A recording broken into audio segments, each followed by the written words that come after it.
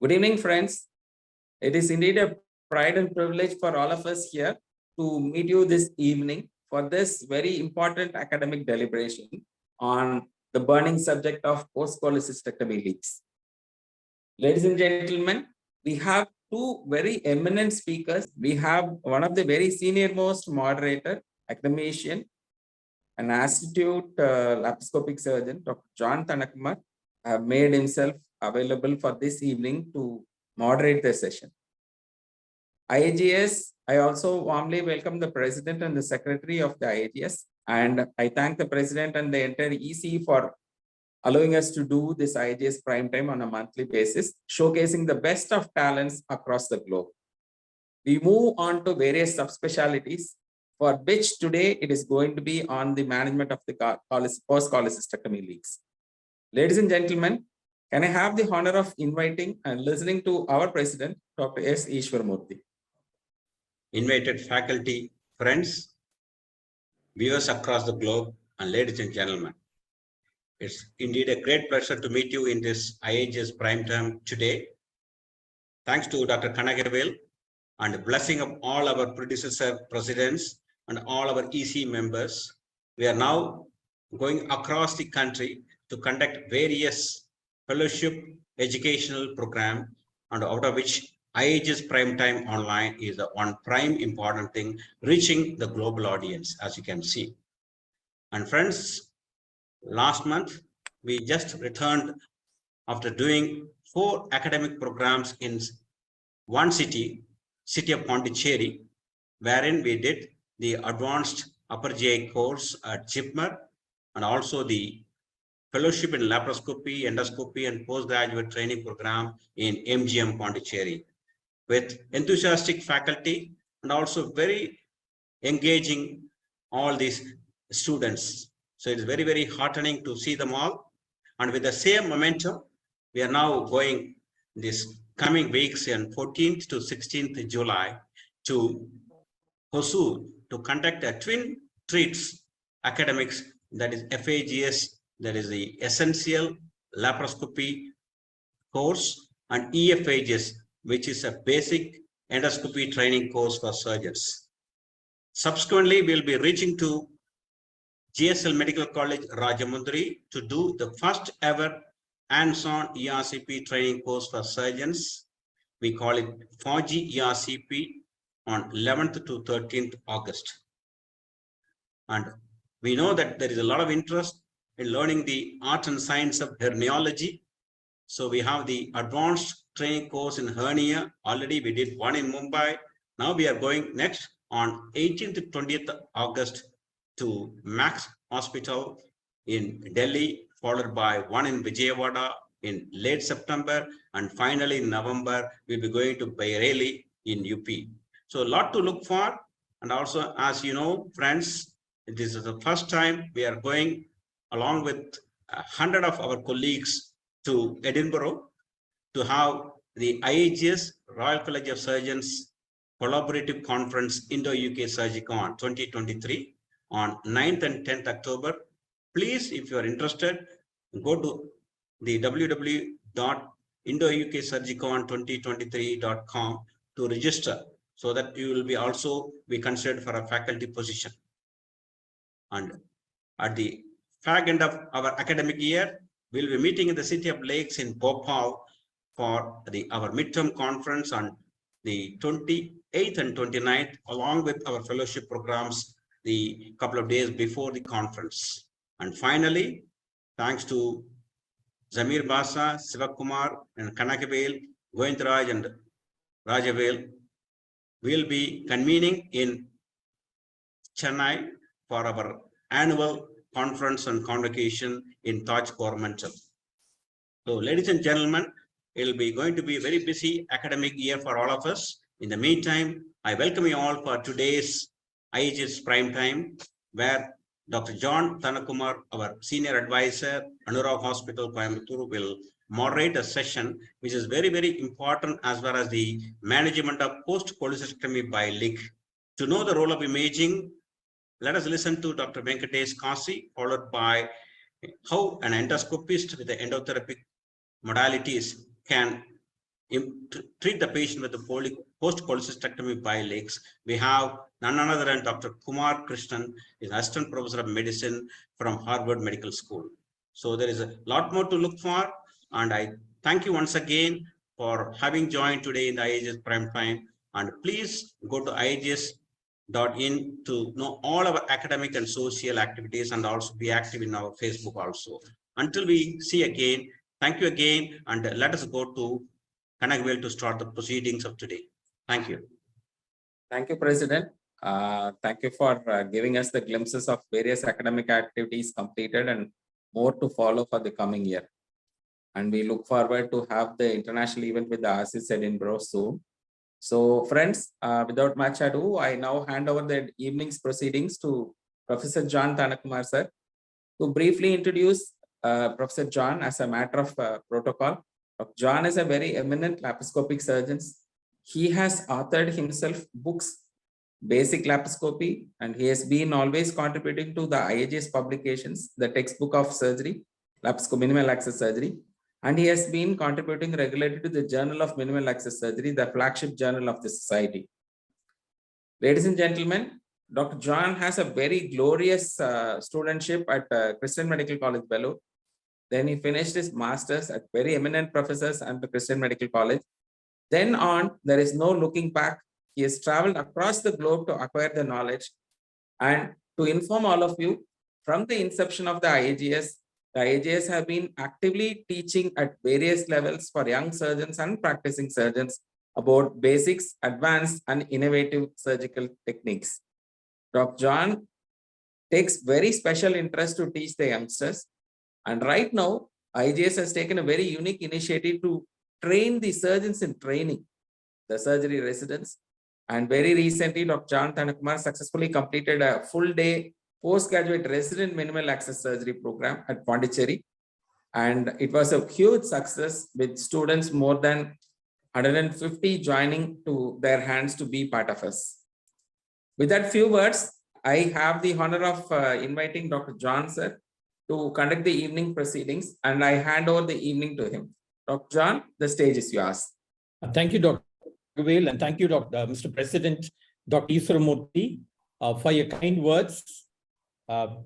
Today's IAGES Prime Time is on imaging for post-cholecystectomy bile by Dr. Venkatesh Kasi, followed by endotherapy for post-cholecystectomy bile by Dr. Kumar Krishnan. I have the unique pleasure on this evening with my special greetings on Eid Mubarak to you on introducing Dr. Venkatesh Kasi, who is son of the soil for me. He's from Coimbatore, at least he works in Coimbatore in Kobe Medical Center. He's a lead consultant, division of abdominal transplant imaging and ablative therapies. His main interest lies in divisions of abdomen, oncology, and transplants. He studied in Stanley Medical College, followed by Chipma, followed by Amrita, followed by Italy, and he has certification in Europe. So without much ado, I request Dr. Venkatesh Kasi to go ahead with the speech.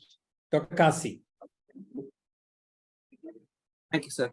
Thanks for that nice introduction. I'd like to share the screen.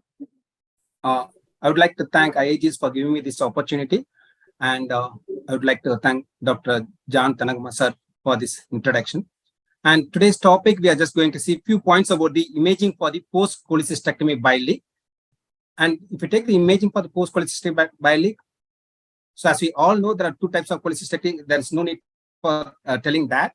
But if you take that, one is the open type and another one is the laparoscopic. And in the recent years, there's increased number of laparoscopic cholecystectomy are happening, not only secondary to the advances in the hardware, but also there is an increase in the indications also.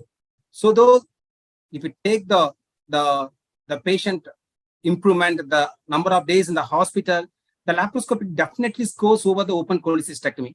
But in few areas, if we take the complications like the hemorrhage and if we take the biliary injuries, still in the experienced hands, the laparoscopic and open cholecystectomy weighs the same. but in the inexperienced hands, the laparoscopic in the injury of the bile ducts are more with the laparoscopic cholecystectomy compared to that of the open cholecystectomy, which is the topic we are going to discuss today.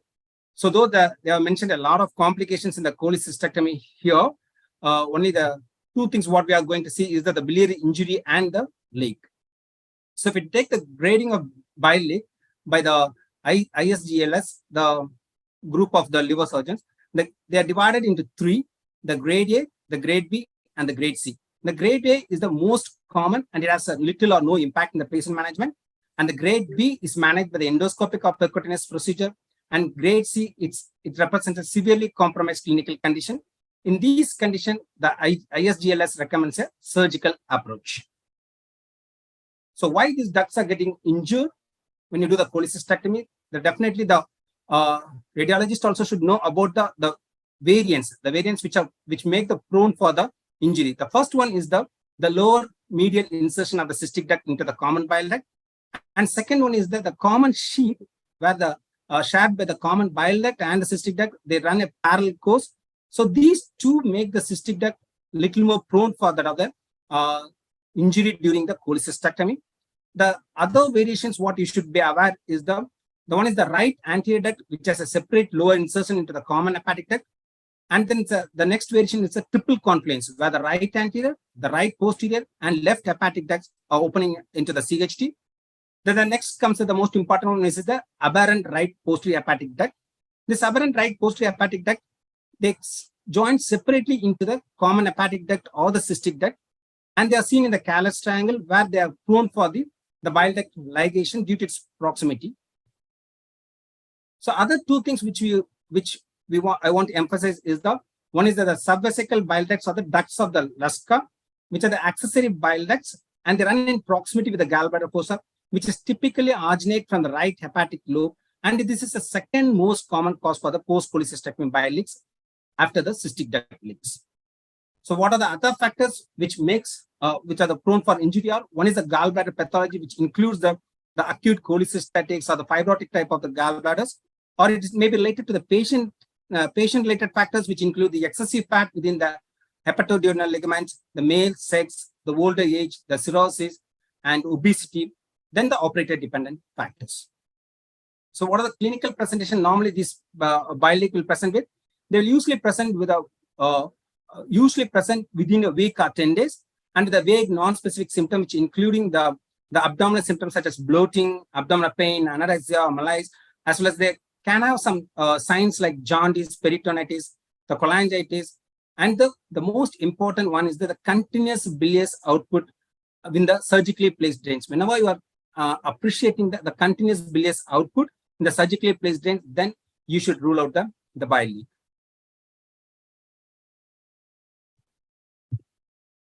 So when you want to evaluate the bile leak, the modalities what we have is we have ultrasound, we have CT, we have MRI, we have the scintigraphy, and the last two is the percutaneous transhepatic cholangiopancreatography, PTC, and the ERCP. And the important aim of the imaging is to first, whether there's a leak is there or not. Second, the site of the leak. Third, the length of the injured areas. And these are the important things which has to be addressed by these modalities. If you come to the ultrasound is easily available, it's cheap, and it is the initial imaging modality of the choice for the evaluation of the patients with abdominal pain. And in this CPC, in the case of the bile leak, the two things what you will see, you may appreciate a fluid collection, or you may appreciate the dilatation of the biliary radicals. The fluid collection can be anechoic, or it can present with that of the septations. But the disadvantage with the ultrasound is they won't be able to tell whether the fluid collection is secondary to the bile, or secondary to the seroma, or secondary to the hematoma. So these are the things which will be very difficult with the ultrasound to tell. And the disadvantages, another disadvantage is the operator-dependent modality. When it comes to the CTs are usually taken when the patient is presented with the diffuse abdominal pain and the sepsis. They are also able to identify the collection. The sensitivity for picking up the collection is large, but still, like ultrasound, it lacks the specificity to tell whether it's a bile or not. And if it is an infected fluid collection, you may appreciate an enhancing wall following the contrast injection, but still it's not going to tell whether it's a biloma or any other collection. There is a period where the people started using the drip infusion CT cholangiography. But in the drip infusion CT cholangiography, if we take, they are associated with the infusion reactions, and some of this contrast is not available in most of the countries. So because of that, the drip infusion CT cholangiography, it was not a successful imaging modality for evaluation of the biliary radicals.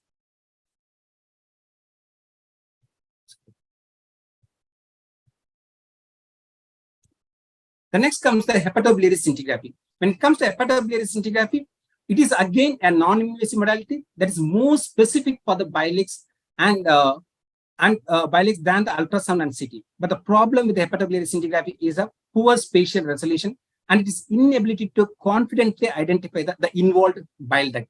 The next important thing, what it could not do is, it won't be able to evaluate the extra biliary structures, which is not evaluated. So there won't be any information about them. And now the hepatobiliary scintigraphy, it is added with the SPECT-CT that improves the localization.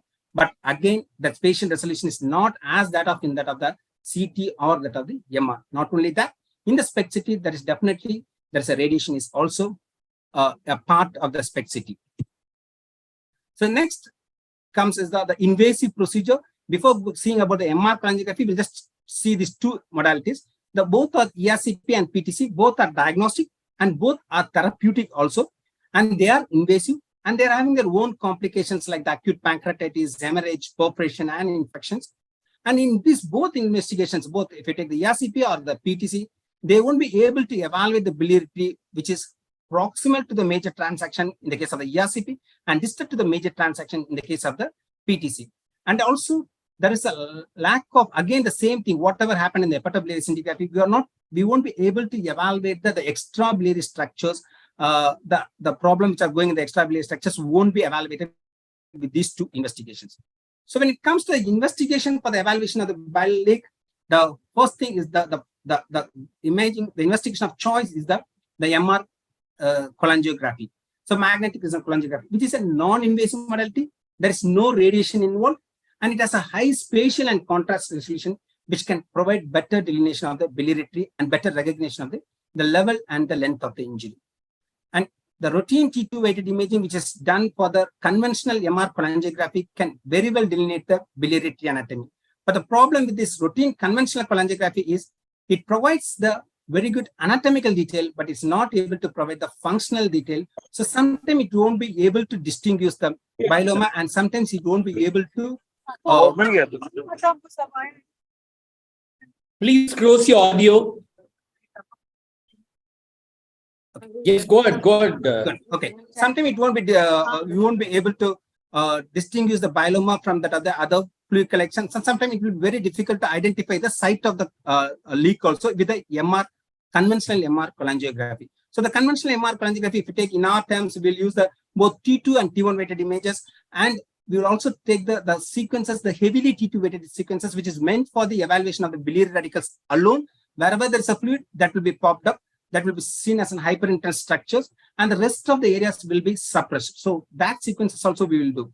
But if you're going to use the hepatobiliary specific contrast agent, then we should utter all these T2 sequences before giving the contrast itself, because this hepatobiliary specific contrast agent will cause T2 shortening, so that result in the poor quality of the T2 weighted images. So this is about the conventional magnetic resonance cholangiography. The advantages are it depicts the biliary tract above and below the tight strictures or obstruction, which is not possible by the ERCP and PTC, as well as it can evaluate the level, degree, and length of the biliary stricture, which is very crucial information for the appropriate therapeutic choice.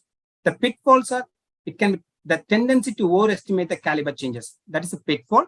And pneumobilia sometimes won't help to evaluate whenever there's a pneumobilia, it won't be possible to evaluate the dilated biliary radicals in a proper way. Then magnetic susceptibility artifact from metallic clips, that also will definitely interfere with the imaging. Then there is a flow artifact at the common hepatic duct, as well as the superimposition of the fluid collection. These are the pitfalls which is associated with the conventional MR cholangiography. So the next comes the contrast enhanced MR cholangiography. In this contrast enhanced MR cholangiography, what we are going to give is, we are going to give the extra contrast, the IV contrast, intravenous contrast we are going to give.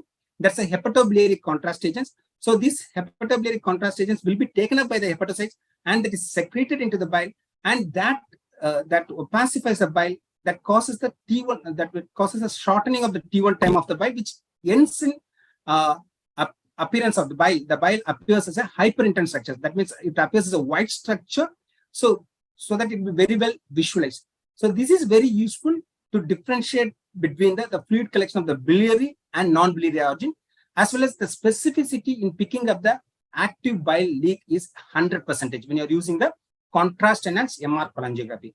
It can also depict the other surgical complications, including the biliary strictures. So the contrast enhanced MR cholangiopancreatography, the three most commonly used contrasts are the mangophotobate trisodium, which is the Tesla scan by the GE Healthcare, and then the multi-hands, that is the gadopenate dimethylamine, and the gadoxetate disodium, that is the GDUOP DTPA, the Primavist. So in this, if you take the Tesla scan, this is the one of the first approved hepatobiliary contrast agent. But the problem with this contrast is it's solely a hepatobiliary specific agent. So we won't be able to assess the dynamic imaging, is not at all possible with this contrast. And there's also a concern of toxicity, so we are not using this contrast at present. And when it comes to the multi-hands and the Primavist is not available in the India. The multi-hands is the only contrast which is hepatobiliary contrast agent, which is a hepatobiliary specific contrast agent which is available in India, is the multi-hands, the MR contrast agent. So both multi-hands as well as the Primavist, that is the gadopenate dimethylamine and gadoxetate disodium, both give us a with this contrast agent, we can do both the dynamic imaging as well as we can do the delayed hepatobiliary imaging.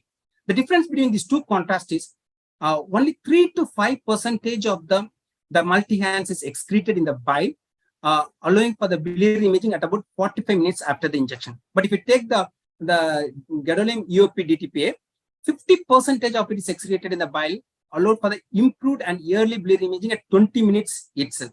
So whenever there is a suspicion of the bile leak, so whether we are giving a multi-hands or the Primavist, it is always better to do the imaging at multiple intervals. So they have mentioned that it's a combined imaging at 20 minutes, the 60 to 90 minutes, and 150 to 180 minutes delayed imaging. It improves the sensitivity of the biliary leakage. But the important point here is it is associated with the liver function. The liver has to function very well for taking the contrast and excreting the contrast into the other bile. If the liver function is good, the contrast enhanced MR cholangiopancreatography, they will give the good result about the bile leaks. So if you take in this example, this is a pre-contrast. The first one is the pre-contrast. The second one is 20 minutes delayed image, and third image is the 35 minutes delayed image. If you see in the pre-contrast, there is a collection which is seen along the right lateral aspect of the liver. And in the case of the 20 minutes delayed image, there's a mild increase in the intensity of the collection in the non-dependent portion. And when you take at the 35 minutes, there is definitely significant increase in the intensity of the collections. So that shows definite bile leak. So this is how the bile leak will be very well demonstrated in the contrast enhanced MR cholangiopancreatography. So the contrast enhanced MR cholangiopancreatography, it demonstrates the anatomic site of leakage, it demonstrates the type of bile duct injury, and as well as it is helpful for assessing the degree of obstruction according to the presence or absence of contrast material in the bile duct. So when it comes to the bile duct injury, so there are various classifications are used in the bile duct injury, and out of this classification like Stewart, Way, Hanover, or Strasbourg-Bismuth, the most commonly used classification is the Strasbourg-Bismuth classification, where they classified the bile duct injury into 5 types. The type A is the leakage at the cystic duct. The type B is occlusion at the aberrant right posterior hepatic duct, and type C is the leakage or the transection at the aberrant right hepatic duct, and type D is a partial injury to the common hepatic duct or CBD in the lateral wall, and from E to E5 is the Bismuth modification, where the injury to the main hepatic duct and its relation to the confluence. If it is more than 2 centimeters away from the confluence, it is E1. Less than 2 centimeters away from the confluence, it is E2, and it is at the confluence with the preservation of the communication between the right and left, that is E3. When the communication between the right and left is also involved, it is E4. And when the injury to the common hepatic duct is associated with the aberrant right posterior hepatic duct injury, then it is E5. So if you take the bile duct injury, the type A bile duct injury, as we discussed, it's a leak from the cystic duct or the ducts of the Leschka. And they normally usually occur when the clips on the cystic duct is dislodged. But can also occur secondary to the ductal necrosis or secondary to the distal obstruction by a stone or laceration to the cystic ducts.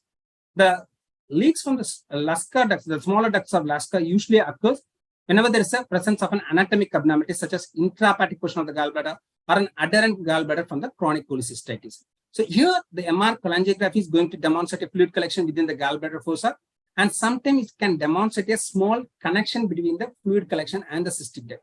In contrast enhanced MRC, we may see an extravasation of the contrast agent from the cystic duct or the duct of Lasker into the collections. As you are seeing in this image, this is an axial T2 image where there's a loculated fluid collection in the GB fossa, and this is a contrast 60-minute injection image where you can see the jet of contrast from the ducts of Lasker into that of the bile leak. So this is a type A injury. And when it comes to the type B injury, that is secondary to that of the occlusion of the aberrant right hepatic duct. So when the duct is occluded, that ends in the dilatation of the biliary radicals. Most of the time, these patients are asymptomatic and the injury can be missed. And in the case of the MR cholangiopancreatography, you are going to appreciate an obstructed segment which lacks the continuity with the distal biliary tree. In contrast enhanced MRC, there's a focal duct dilatation and the lack of excretion of the contrast agent. We are going to appreciate the lack of excretion of the contrast agent from the bile duct at the site of the occlusion. When it is long-standing, it may be associated with the segmental atrophy. When it comes to the type C injury, again, there's a disruption or the transaction at the aberrant right hepatic duct, as you are seeing here, which is associated with the collection. This is a linear collection which is seen along the subhepatic aspect.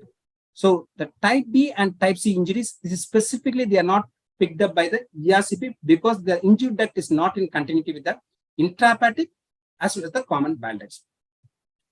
When it comes to type D, that is resulting in the partial lateral wall injury to the common hepatic duct or the common bile duct, and they're always secondary to the misidentification of any of the major bile duct as a cystic duct. So when you're going to do the contrast enhanced MRC, you're going to appreciate the narrowing in the common hepatic duct or the common bile duct with the intact biliary G. And type E injuries, as we discussed here, it is at the main duct, common hepatic duct, with the which the classified into E1 to E5 based on the distance from the bile duct bifurcation and the involvement of the bile duct bifurcation, as well as the E5 is the involvement of the aberrant right hepatic duct. And they're usually due to the anatomical variants such as the low medial insertion of the cystic duct or cystic duct parallel to the common hepatic duct or the aberrant right hepatic duct. So again, in contrast enhanced MR cholangiopancreatography, we are going to identify whether the biliary confluence is there or not, as well as the length of the cystic duct are very well demonstrated in the contrast enhanced MR cholangiopancreatography. And the mechanism of the injuries, which includes the transaction, ligation, or thermal injury, or otherwise it's an occlusions. So this is an example of E1 injury where you can appreciate the confluence very well, and the injury is taken 2 centimeters away from the confluence associated with the collection, the biloma. This is another case where E2 type of injury, where there is you can appreciate very well the contrast within the CBD. This is an axial image at the level of the hilum of kidney. And when you go cranially, you can appreciate one hypointense area here. This is secondary to the, this is a blooming artifact, secondary to the surgical clip with a narrowed common hepatic duct. And this is just 2 centimeters, less than 2 centimeters from the confluence. So this is E2 type of injury. In this, again, they have placed a percutaneous transhepatic stenting was done. This is a E3 injury where E3 type of injury that is seen at the confluence, but there is a preservation of the communication between the right and the left hepatic duct.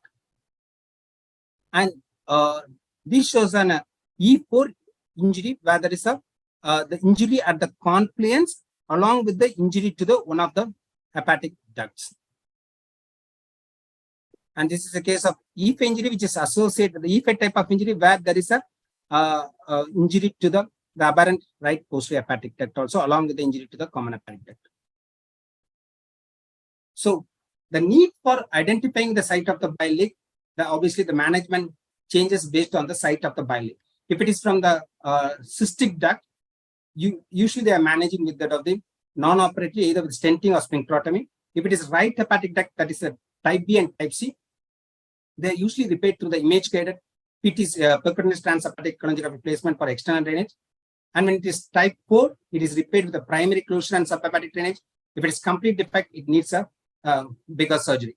So it is always better to demonstrate the site of the bile leak, which helps the surgeon to plan their management.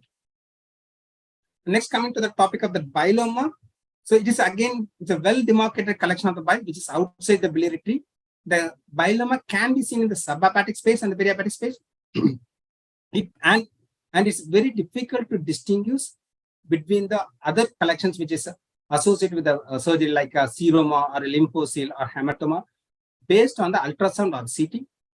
And in conventional MR, it's not very easy, as we discussed earlier.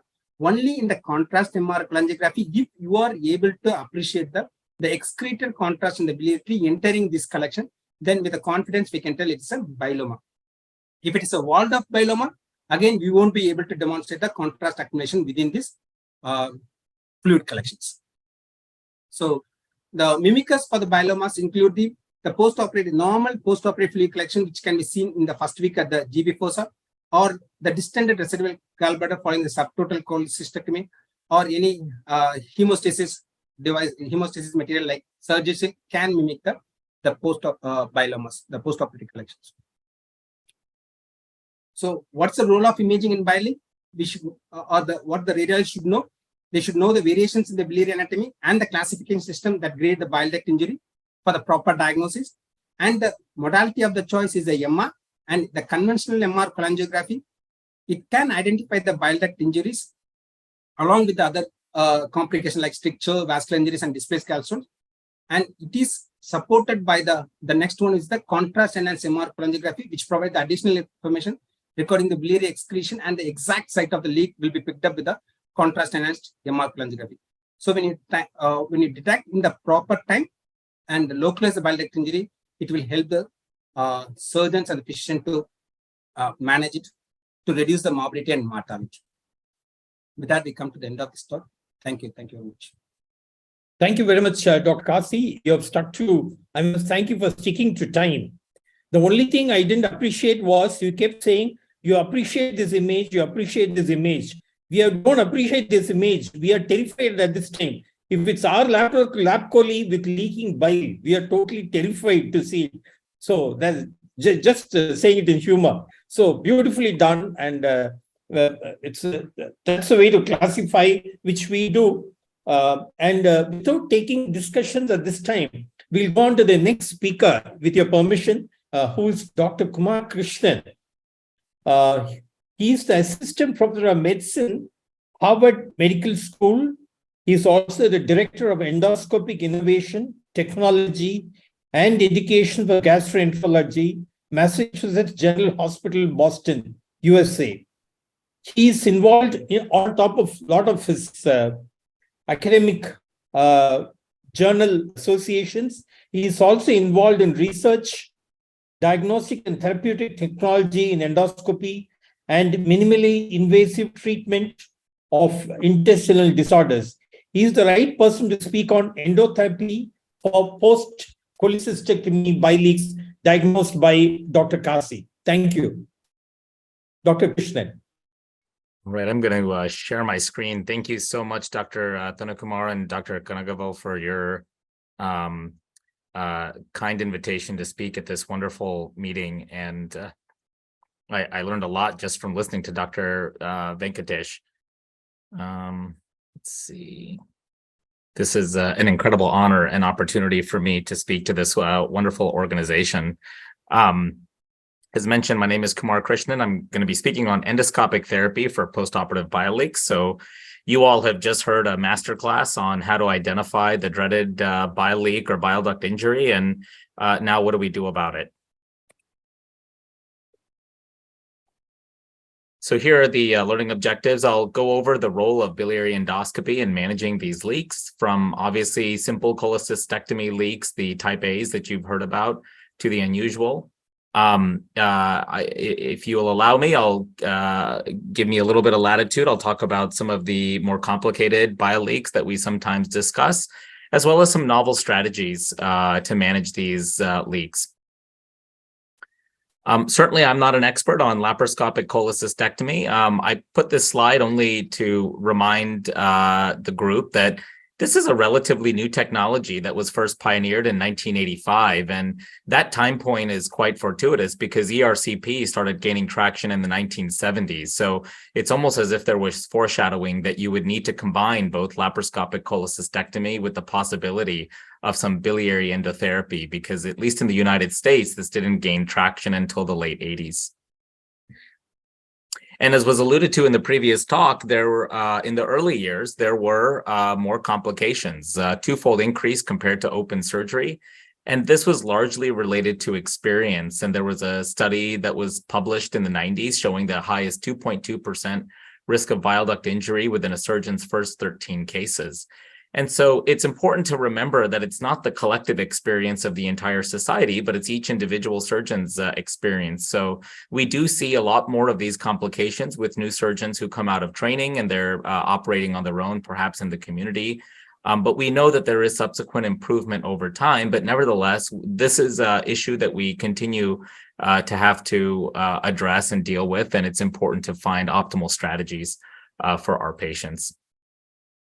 What is the incidence of bile leaks and bile duct injuries? The data is quite old at this point, but 0.3 to 0.6% incidence of bile leaks with laparoscopic cholecystectomy, lower for major bile duct injuries with elective cholecystectomy, and certainly a little bit higher for emergent cholecystectomy, probably related to all the patient factors you heard about earlier, sicker patients, more severe infections. And the rates are certainly higher in elderly patients. And I think that one thing that we all have probably realized is that patients who we are now operating on or doing procedures on are older, they have more comorbidities, they have more cardiovascular comorbidities, and we still have to take care of them. What does this translate to, at least in the United States? There are 300,000 laparoscopic cholecystectomies, and this translates to over 1,000 bile leaks per year. So this is a common problem in any large city hospital. You recently saw the radiographic findings associated with the Strasbourg criteria, which I think we all are quite familiar with. And I'm going to initially go through the type A injuries, which are the most common ones. And I hesitate to even call this a complication. This is sort of an expected outcome with a certain percentage, low percentage of patients. And when I teach my fellows about what are the principles of our role in managing these leaks, whether it's actually a bile leak or a postoperative leak of another kind, I still reference the old math textbooks and physics books and Poisson's law, which it takes me some time to remember all these components. But long story short, it tells us that our goal in endoscopic biliary therapy is to change the transpapillary pressure gradient such that bile will preferentially flow out the ampulla and not flow out the leak, especially if this is a cystic duct leak. And the parameters that determine how well we can change that pressure gradient is dependent on the length of the stent and the cross-sectional surface area. So this tells us that we should use the shortest stent with the largest diameter, and the focus should be on the transpapillary area, which is where the pressure gradient occurs. Some people suggest that perhaps we can just do a sphincterotomy alone. And in certain areas, perhaps with very small leaks, just by incising the sphincter of Oddi, we should be able to gain that transpapillary pressure gradient. However, I will mention that there are a handful of studies that have compared stenting to sphincterotomy alone. And resolution of leaks is certainly better with stenting compared to sphincterotomy alone. In one small prospective randomized controlled trial that compared endoscopic sphincterotomy to sphincterotomy plus stenting, resolution of bile leaks was twice as long with endoscopic sphincterotomy alone. And there are several reasons for this. Number one, there is typically edema and redundant tissue folds around the ampulla, which raise that pressure gradient. There are also small valves in the intraduodenal component of the distal bile duct that can raise the pressure gradient. And as we all know, the cystic duct fills retrograde after hitting this pressure gradient, flowing backwards and flowing out the leak. So it's imperative that we get adequate drainage. And typically, this requires a stent in addition to sphincterotomy alone. There are a variety of different plastic stents available in a variety of different configurations. In Europe, there is now a biodegradable stent. I don't know if that stent by Medtronic is available in India. It's certainly not FDA cleared in the United States yet. In addition, there's a whole host of metallic stents that have a role, though this increased efficacy comes at a significantly increased cost as well to the system. So it's important to note that with endotherapy for bile leaks, we don't actually seal the leak. What we do is we facilitate normal physiologic drainage of the bile and dry out the component of the leak so that the body can heal itself. Whenever you have an ongoing leak, despite endoscopic therapy, it should raise the concern that a favorable pressure gradient has not been achieved. And it's important to note that in terms of the time to heal the bile leaks, there are various patient factors that can impact this, whether it's immunosuppression, nutritional status, age, vascular issues, et cetera. All of these can impact our ability to heal the leak, even though we want the output from that Jackson-Pratt drain to be zero on post-operative, post-procedure day 1 or 2. Sometimes that doesn't always occur. So what do we do with that initial non-resolution of leak? You have done your ERCP, you've identified the leak, you've placed one biliary stent, and there's that persistent output. I think, again, this should make us think about whether or not we've adequately treated that transpapillary pressure gradient. If the gradient across the leak is still much better than what you've accomplished by putting a stent, the goal should be multiple serial stents. And this can be in the form of straight stents, or my preferred method is to place multiple serial double pigtail stents, keeping in mind that the aggregate diameter of the stent is more important than the diameter of a single stent, because the bile can flow not only through the stents, but around the stents, and we can perform impact the pressure gradients much more substantively with numerous stents. Covered metal stents are certainly very popular, especially for high-grade leaks. In the United States, we only have 2 available. I suspect in India, certainly in Europe, there are more available. There are many studies that have shown that for persistent bile leaks, placing a covered metal stent is a very effective initial measure. But again, this comes at a significant cost. And whether or not a single covered metal stent is better than multiple plastic stents, which is certainly much cheaper, is unclear. So when you have a non-resolution of a leak, again, I always tell my trainees, my fellows, that we have to go back to Poisson's law.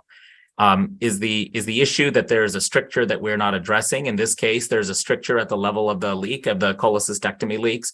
So clearly, in this situation, placing a transpapillary stent will not be impactful at lowering the pressure gradient across the side of the leak, and we have to then stent above the area of the stricture.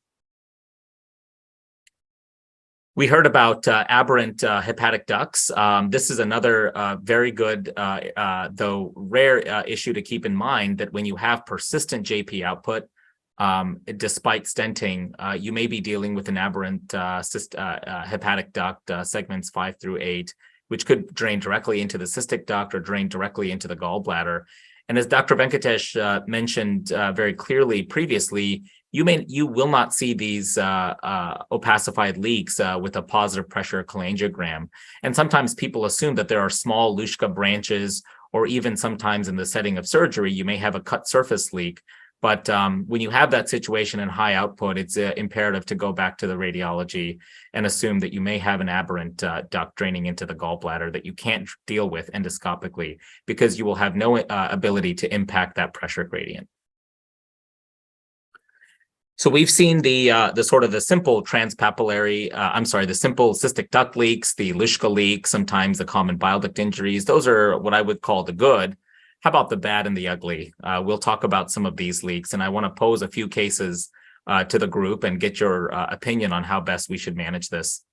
So if you'll allow me, I'll present 2 cases. This first patient is a 29-year-old with chronic intermittent right upper quadrant pain, but no other past medical history. She underwent a laparoscopic cholecystectomy and was discharged the same day.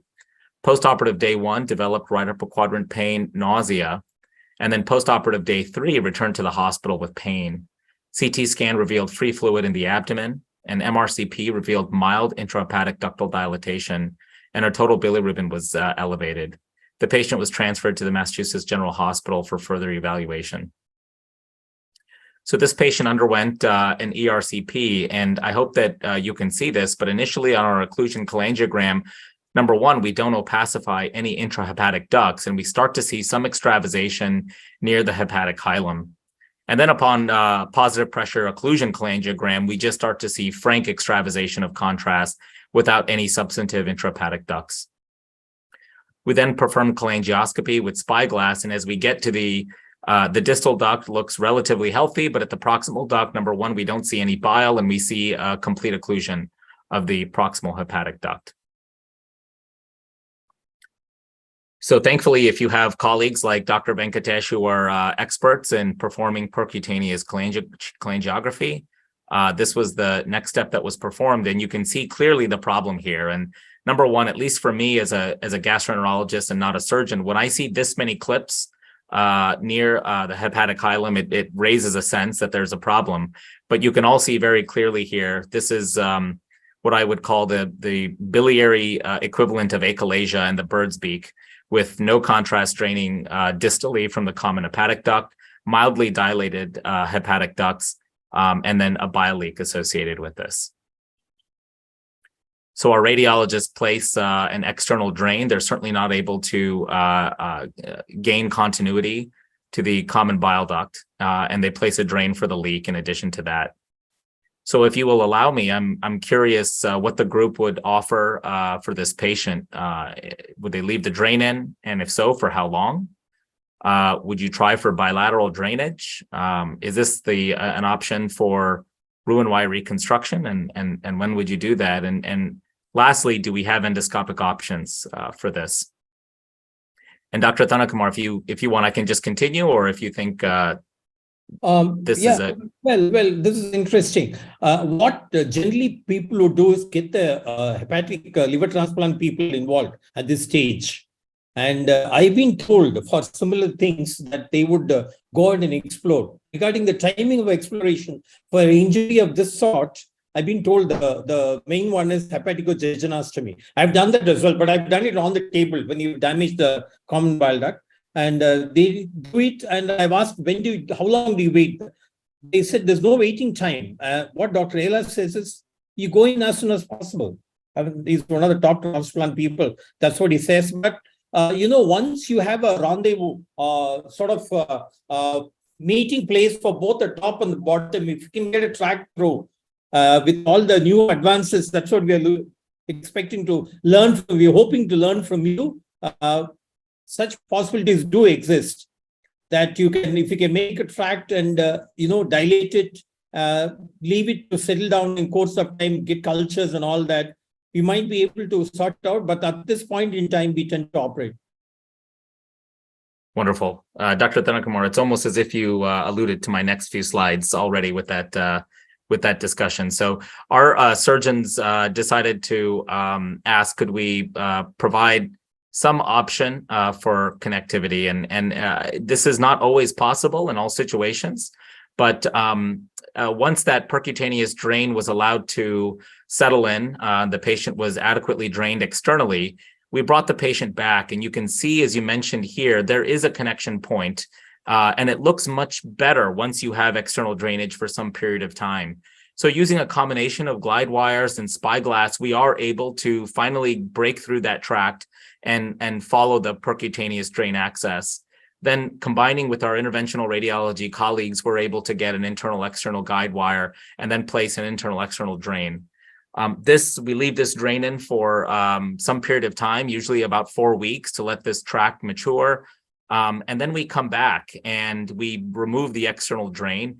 And because there was a little bit of distance from the confluence to the level of the obstruction, we ended up placing a covered metal stent in addition to 2 coaxial plastic stents.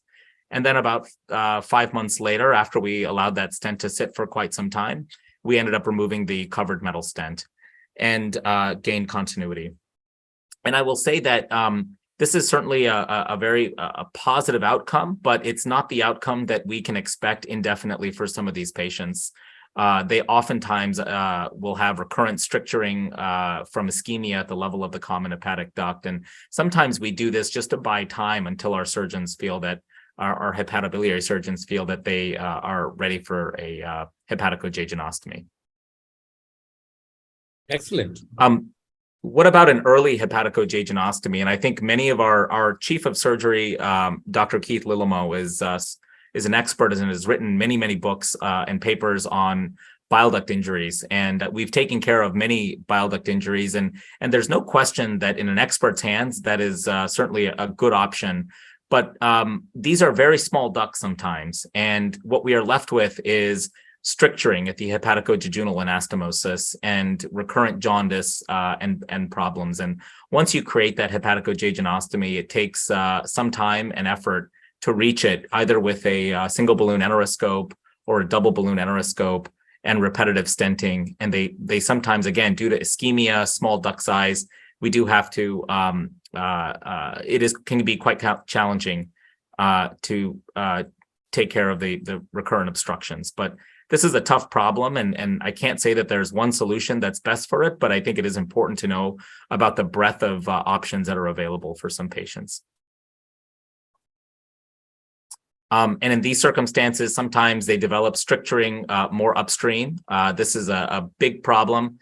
They develop almost an ischemic cholangiopathy or a secondary sclerosing cholangitis pattern, and we're left with numerous stents every 2 to 3 months until they develop cirrhosis, and then ultimately will get listed for liver transplant. So I wish I could tell you that it's a big success story once we gain continuity, but that's certainly not the end of it. They still develop biliary issues afterwards, and we still have to continue to work on these types of patients. It's my preference in terms of tools to use stents that have multiple side holes, similar to the IR drains that are placed. And I oftentimes in these patients will use stents that are actually meant for the pancreas because they have numerous side holes. Unfortunately, the biliary stents that are made are really not meant for these complex hilar obstructions because they don't have these features with them. So again, I know the focus is supposed to be about cholecystectomy bile leaks, but I couldn't help myself, and I hope that's okay with Dr. Athana Kumar, that I wanted to mention about how do we manage other bile leaks. And I think that this could be applicable to liver resections, et cetera. But this was a 65-year-old at our institution who had cirrhosis and HCC. He underwent a right lobe living donor transplant, and he was discharged on post-op day 6. He returned to clinic with fever and persistently high JP drain output, and he was admitted and treated for presumed sepsis, and a CT scan was performed. The CT scan was read as an increased size and organization of a bilobe perihepatic collection containing gas, foci of gas, and the presence of adjacent pneumobilia. Biliary leak is a differential consideration, and you can see numerous clips related to the right lobe living donor and also this perihepatic fluid collection. So here is our occlusion cholangiogram. You can see, number one, there is a low-lying cystic duct, but upon our pressure cholangiogram, you can see that there is immediate contrast extravasation. This was an anastomosis with the right anterior and right posterior duct that were sewed independently to the recipient common hepatic duct. So this patient is now post-op day 7. They're significantly immunosuppressed. They had a recent liver transplant, and they don't have dilated hepatic ducts. So we obviously have different options, and our risk profile is different than the 29-year-old who had a cholecystectomy and a bile duct injury. But in the interest of time, I'll tell you how we manage this, and perhaps if there's time, I'm happy to answer questions and see alternatives. With a higher up occlusion cholangiogram, you can start to see that there are little bile ducts. This may be a branch of the right posterior that is impacted, and we see that we are accessing the biloma cavity, which is okay because we can also drain that internally. But with some time and effort, you can start to gain access to the right anterior duct, which is, as I mentioned, was non-dilated, and frequently these transplant ducts are non-dilated. We stent the right anterior, and then eventually we get access to the right posterior, and we can get anterograde drainage of bile. Unfortunately, these are not quick leaks to heal. These are immunosuppressed patients. They're sicker. These can take months and months and months to heal, as many of you all know. And as an interventional endoscopist, I pose the question, how do you avoid postoperative bile leaks altogether? And the answer is to don't operate. I would be remiss if I didn't mention at least to this group some alternatives. And I say this jokingly because we know that cholecystectomy is the gold standard. But again, as our patient population is older, is sicker, are there alternatives? And as you all are probably quite aware, with EUS technology, we have now the ability to drain the gallbladder in the setting of acute cholecystitis. This was a patient with cardiomyopathy, a heart transplant, had percutaneous drainage for cholecystitis, and simply was not able to do well with when the tube was removed. Thankfully, the gallbladder is frequently adjacent to the duodenum. You can see numerous shadowing stones. In this situation, we used an Axios cautery-enhanced lumen-opposing metal stent, which is the only stent available in the US for this. I believe in India, there may be a couple of stents that are available by Taiwan, but we can deploy the first flange, and then in our duodenum, deploy the second flange. And then soon after, we can dilate the stent. You can already see purulent drainage in this area. And then we can flush out the stones, remove everything, and then they will have a permanent tract or fistula. And of course, we would never do this in a patient who is a appropriate surgical candidate. This was compared to percutaneous drainage in a large multi-center randomized controlled trial. And I only bring this up to show that the one-year adverse events, reintervention rates, unplanned admissions were significantly lower with EUS gallbladder drainage. So for those patients who we are just hesitant to operate on, we have some good alternatives. I thank you all for your time, and I'm happy to answer questions. And I invite you to join us this fall in September in Boston for our minimally invasive and novel therapeutic course in foregut disease. Thank you. Thank you very much, Dr. Krishnan. Excellent talk. Again, you stuck to time. It's very good. So many things to discuss with both of you. But I'll start up with Dr. Venkatesh Kasi and as well as touch on you, Dr. Krishnan. You see, we talked about this bile leaks, but you know, now even on the table, the surgeon is so scared about lap cholecystectomy, difficult lap cholecystectomy because it's difficult. Easy cholecystectomy because that's when things go wrong. You assume, you know, the surgical hubris, you think it's simple, everything goes wrong after the surgery. And most of the time, we don't leave drains.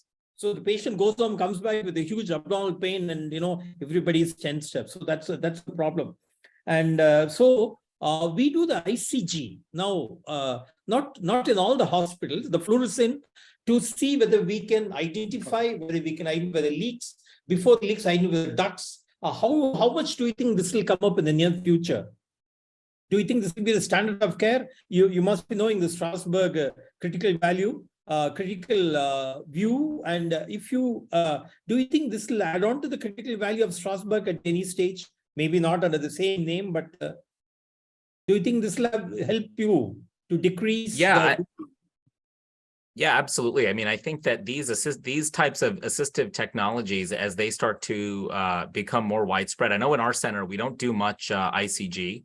In fact, I would say across the United States, speaking to my colleagues, there's still very few surgeons who are willing to do a intraoperative cholangiogram in complex anatomy, and that may be due to time or inconvenience. Training, exactly. And so what has now become quite popular with some of our colleagues is the development of AI technology, and I've seen some very, very interesting studies from SAGES that have shown sort of the critical view, and the screen goes red when you're getting to danger zone, and the screen goes green when you're getting into your safe zone for your dissection. But I think the answer is yes. This should be done, especially in that early phase when a surgeon is within their first 30 to 50 cases. I think that's the optimal time to see the benefit. And what do you think is the role of operative ultrasound in these cases to identify the common bile duct, etc.? I know the liver surgeons do operative ultrasounds, but how often do you think the laparoscopic surgeons should be doing operative ultrasounds? I know Nat Soper was the president of SAGES, used to write and talk about it a great deal, but somehow we know that's gone down a bit, and some of us trying to bring it up, because otherwise, you know, all the money is lost to people like Dr. Kasi trying to drain away all our money with the MRIs. It's funny, Nat Soper was the chief of GI surgery when I was an interventional fellow at Northwestern. And so I worked with Nat Soper quite a bit. And I also had the impression that all surgeons are doing intraoperative ultrasound. I thought it was a normal thing because he used to frequently do it. But then when I came to Boston, I realized nobody's doing it. And the other thing I want to ask both of you, maybe I'll ask with Dr. Kasi. Dr. Kasi, why is it in India we don't do percutaneous cholecystectomy? You see abroad, like what Dr. Krishnan was saying, it's not an operation. Somebody who's got acalculous cholecystitis, somebody who's really sick, has got peritonitis, other comorbid problems. The average American surgeon wouldn't hesitate to put in percutaneous cholecystectomy. How come we don't think about it in India? Is it because you're not selling it enough? Sir, if I'm not wrong, we are doing in our hospital, sir. Routinely, we are doing if the patient is very sick, and we are doing the percutaneous transhepatic percutaneous cholecystectomy. We are doing, sir. Okay, that's fine. But supposing this question, Dr. Krishnan, you do a percutaneous cholecystectomy. How long do you leave the drain? This is for the audience because I know you didn't mention it. And what if the drain is continuous and keeps on going because the duct is small? Do you dilate the duct? Do you put a stent, for instance, through the cystic duct? Yeah, so we actually are getting ready to publish our series about this. So there's sort of two options. So now at our institution, when somebody has cholecystitis and they're not an operative candidate, we sort of put them into two categories. Number one, they're not an operative candidate now. And number two, they will never be an operative candidate. So if they're not an operative candidate now, our approach is to do transpapillary gallbladder drainage. If they have a CBD stone, then we'll do an ERCP, remove the stone, and do an endoscopic transpapillary stent. If they don't have a CBD stone, then we will do a percutaneous cholecystostomy tube, and our interventional radiologist will internalize that after 4 weeks. If they are never going to be a surgical candidate, then we opt for EUS-guided transluminal drainage of the gallbladder. Okay, right. Endo ultrasound also has come in a big way in India. We drain pseudopancreatic cysts, etc., which is out of the scope of this talk. So that's something we do as well. And it's nice to see, I'm always terrified to meet the interventional radiologist because, something has hit the fan when you have done your lab chole, and that's the time we get to meet you guys. So I'm always terrified about meeting you, but both of you made the topic so pleasant.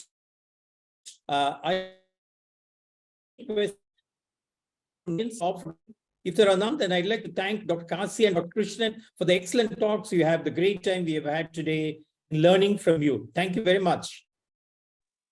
Thank you, sir. Thank you, Dr. Kanagavel. I have couple of questions to both the speakers. Dr. Kumar, many times we are being called up to handle intraoperative bile duct injuries during performance, or we have been referred patients for a bile duct repair.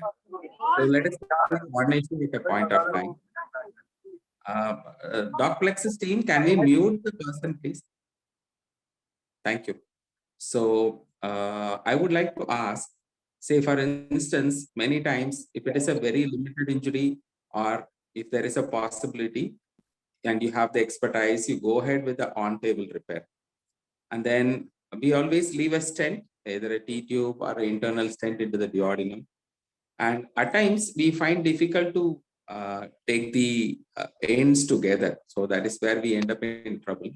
So do we have an option like it looks now with endo ultrasound, you are able to get into a, say for instance, I've went through recent publications telling in ampullary carcinomas and advanced tumors where we end up doing a bile duct to the stomach, transgastric stent placement into that. Is there any publication or is there any attempt for bile duct injuries to primarily take assistance from endotherapy and try to do an on-table repair? I'm not familiar with that approach. There are situations where, we can obtain a hepatic cholangiogram, pass a guide wire anterograde from the stomach. But I still think that permanent drainages via EUS are probably not ideal for this patient population. In the setting of cancer, non-operative candidates, we frequently do EUS-guided biliary drainage. But in the setting of benign disease, you'll be left with a chronic tract and fistula, and it'll get obstructed. You'll have a sump syndrome. And so I think for those situations, doing a primary EUS type of repair probably is not going to be long-term beneficial. Am I thinking it loud, like with the advancement of stents and other things, do we have the option to take an assistance from an endotherapist? Say, for instance, if you're going to have 2 centimeters of common bile duct left or 3 centimeters of common bile duct left, and below which there have been a segmental loss, is there a possibility or is there anything which is coming up on an experimental basis where we can directly take a endoscopy assisted anastomosis to the stomach or to the duodenum possibly?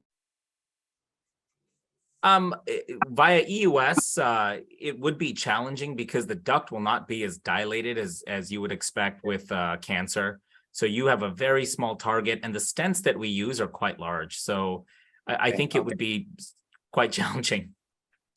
May I suggest an answer? Vellore used to do the anastomosis to the first part of duodenum, not into the stomach, because one, it produces reflux gastritis, the bile coming to the stomach is an irritant. Second thing is the West always thinks that it is an irritant, it produces a carcinoma stomach.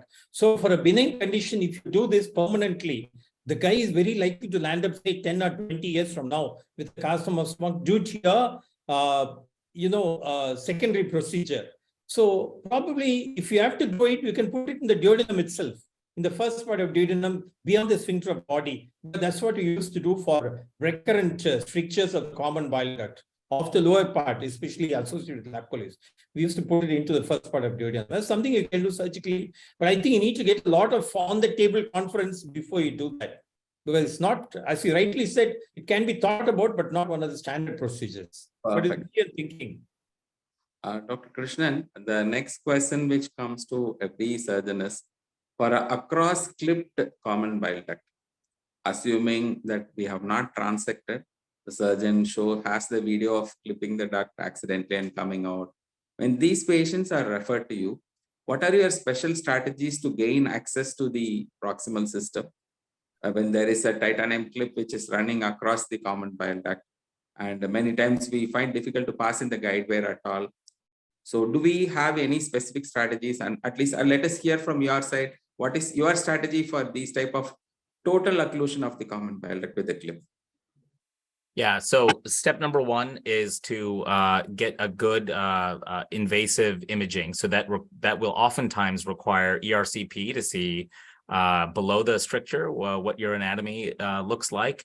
And then we have thankfully access to very good interventional radiologists, so they'll do a drain from above. We can try to see if we can connect the two. And the way that we would try that is by the use of various glide wires, dilation catheters. Sometimes we have what's called a Sohendra screw retriever that can kind of corkscrew. But frequently at this point, the long term is such that they're probably going to be better off with a hepatojejunostomy just above the clip. So this, again, is a multidisciplinary discussion with our hepatobiliary surgeons. If for whatever reason they feel the patient has a high morbidity for doing those things, they may ask us to try. And the key thing is if we are able to get access across by a percutaneous and retrograde combined access, I would strongly recommend that is not the time to leave a transpapillary stent. That's a time to leave an internal external biliary drain, let it mature, and then wait a month or two before you try to internalize everything. Because as you know, sometimes the patients will beg you, oh, I don't want to drain, get the drain out as fast as you can.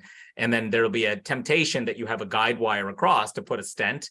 If that stent slips, if it migrates, if it gets occluded, then all of a sudden you'll be starting from the beginning. And so those chances are less likely than with an external drain. And the next common issue all of us face are forgotten stents, getting stuck stent into the bile ducts for various reasons. What is Harvard's strategy to pull out those stents which are just stuck and refuse to come out? So, okay. So with plastic stents, I would say that we are, thankfully, we have a lot of strategies. Well, whether it's sometimes what you can do is adjacent to that stent, place a couple of new fresh stents. You'll get a tissue necrosis. And this is all for the bile duct, a different ball game in the pancreas. And then you can remove it after about 3 months. Sometimes you can place a fully covered metal stent adjacent to that stent. And then again, you'll get a tissue necrosis because it's usually difficult because the stent has embedded itself. The flange has embedded itself into the tissue and you have some overgrowth. So you have to get rid of that. Sometimes you can do intraductal RFA and ablate that tissue and remove it. All options. The worst is when, unfortunately, somebody places an uncovered metal stent in a benign situation. That is a very, very difficult problem. I've done many things to try to remove them, place a fully covered stent inside the old one. There's a great video in Gastrointestinal Endoscopy Journal where somebody had looped, I think this is a group in Turkey, they looped an 035 Jaguar below the bottom of the stents, the holes of the metal stent, and they used a Sohendra lithotripsy cable and was able to unravel that entire stent. I've never seen anything like that, but I haven't tried it myself, but that's one option. And then covered stents, I would say a lot of times there's a little technique issues. People want to pull the stent through the channel when in reality they need to push the scope and pull the stent along the axis of the bile duct. That's brilliant. And thanks for sharing all your secrets of handling tough. I will take a minute to a question to Dr. Venkatesh. Dr. Venkatesh, with the interventional radiology having access to at least 2 millimeter, 3 millimeter blood vessels, how far it is safe to access the obstructed biliary tree through a transvenous or a transarterial access? Is that allow? It looks pretty much doable by a radiologist. Do you have any experience in doing that? Or is it a very crazy idea to think transvascular access to the bile duct, proximal system especially? No, sir, our IR team, as far as I know, they didn't try this one, transvascular approach to bile. No, it is one of our postgraduates question. In fact, I don't have an answer. So I thought I will put up to this for No, sir. Because he always feels, sir, portal vein is accessible, hepatic artery is accessible with all the endovascular access. So bile ducts are pretty much close. A dilated bile duct, common hepatic duct or right duct can be easily punctured across with the vessel. I don't know, it sounds very crazy, but it looks very doable because that is a very easy way to access to the proximal system, especially it's a totally obstructed, high obstructions or high injuries. So some bile in the blood is no big deal at all. I can tell you inadvertently on a cholangiocarcinoma patient, I had the wonderful pleasure of pulling out a stent and obtaining a portal venogram from the ampulla, which that resulted in a significant tachycardia, not for the patient, but for myself. Thank you for being honest. And either of you, do you do this ablative gallbladder surgery? I mean, endoscopically do the ablative ablation of the gallbladder with cryo? I know Dr. Kasi has got this new cryo probe in co-medical center. Do you ever venture that you'll take over the function of removing somebody's gallbladder with ablative frozen cryo? So is it Dr. Kumar or is it No, for you, sir. Either of you. You're all case, Krishnan, Kumar, Kasi, same.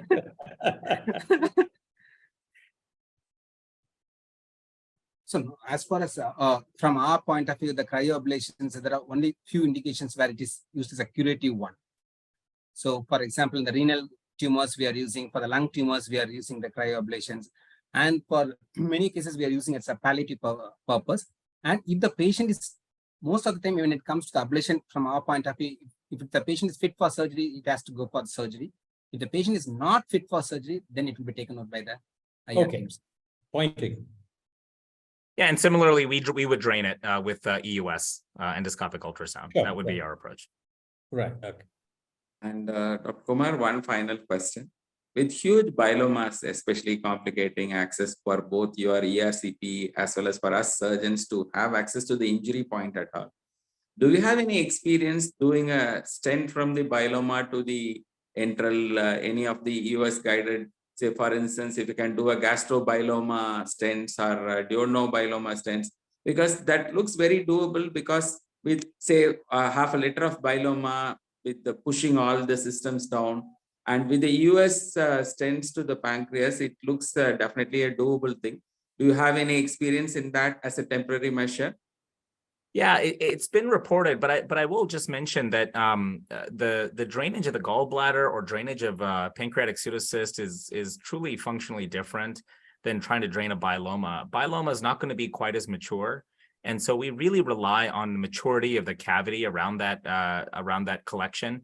It typically does not impact the ability to do an ERCP and at least put a stent to no longer feed the biloma. So while all of these things are possibilities, I think that the only gain that you have is to avoid the percutaneous drainage, and but I think that still would be standard of care, because if that there's not a thick rind around that biloma, what you'll end up having is now a fistula from the stomach to the perihepatic space, which is a much bigger problem to deal with. Thank you very much. And one other question, I won't categorize that as bile duct leaks. Many times we face rare situations where thermal injuries while having a cholecystectomy to the duodenum or to the right colon, the hepatic flexure especially, and we end up having a enteral peritonitis. Do we have experience in handling either with the OTSC clip or covered stents for duodenal thermal injuries or colonic thermal injuries during cholecystectomy? Yeah, I will say that I have managed a lot of postoperative leaks. I can't say if it was from cholecystectomy. There have been a lot of pancreatic tumor resections that ultimately will have some sort of injury or fistula. In the upper GI tract, my general approach, if it's acute, we'll try to close it. If it becomes somewhat chronic, I think closure ends up becoming very challenging because it's quite ischemic tissue, and the clip just ends up falling off. And then we go for what's called endoscopic internal drainage, which is the same approach that we would take for these types of bariatric leaks or fistulas. But also endoscopic suturing, I would say, would be much more reliable in my mind than the OTSC clips. Okay, endoscopic suturing is available for both the upper GI as well as colonic, sir. Do we have devices which can handle both? It only really fits in a gastroscope, so only for upper for the most part. Thank you very much. And Dr. Venkatesh, what do you think will be the next major breakthrough from your radiology perspective on this management? What is on the pipeline?